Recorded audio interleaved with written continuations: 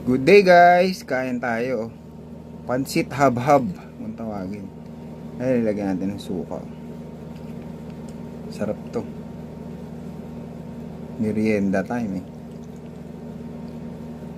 Wala akong problema sa pagkain dito sa bahay. Libre na tanghalian, libre pa merienda. Sabihin ko, luto niya to eh.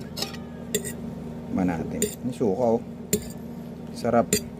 Lagyan ko ng suka. Pansit habhab ang tawag. First bite tayo.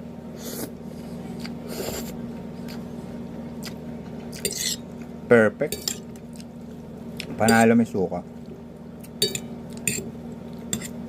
Lasang-lasa siya. Pansit to. Dahil pang laman. Tingnan natin ang mga laman. Ikaw.